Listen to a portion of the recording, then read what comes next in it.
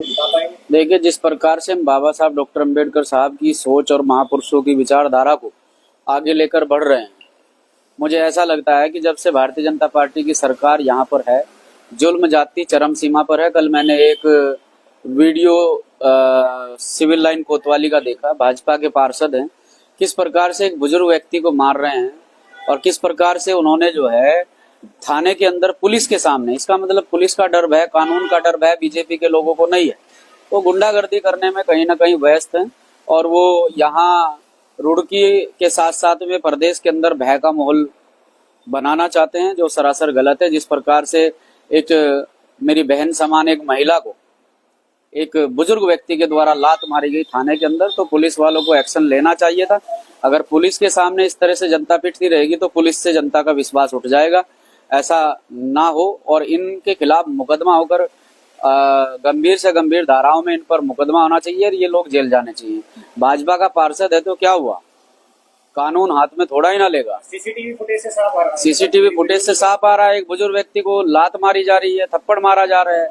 और अगर एक पुलिसकर्मी जो मुस्लिम समुदाय से है, अगर उसने रोकने की कोशिश करी तो इसे जातिवाद का रूप दिया गया। मैंने देखा भारतीय जनता पार्टी के वरिष्ठ नेता वहां पर हैं, वहां के राज्य मंत्री, दर्जाधारी राज्य मंत्री वहां पर हैं, जिला अध्यक्ष रुड़की के वहां पर हैं।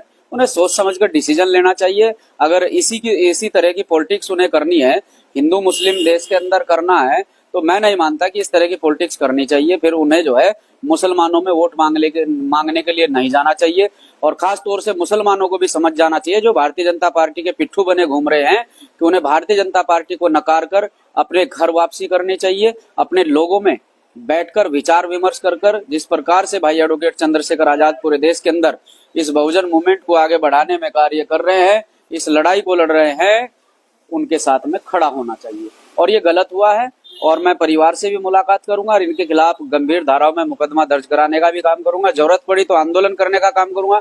बहुत सारे लोग मेरी फेसबुक आईडी पर आकर कहते हैं कि जब भी कोई मुस्लिम समुदाय का मामला होता है तुम बढ़ चढ़ कर हिस्सा लेते हो। ऐसा नहीं है।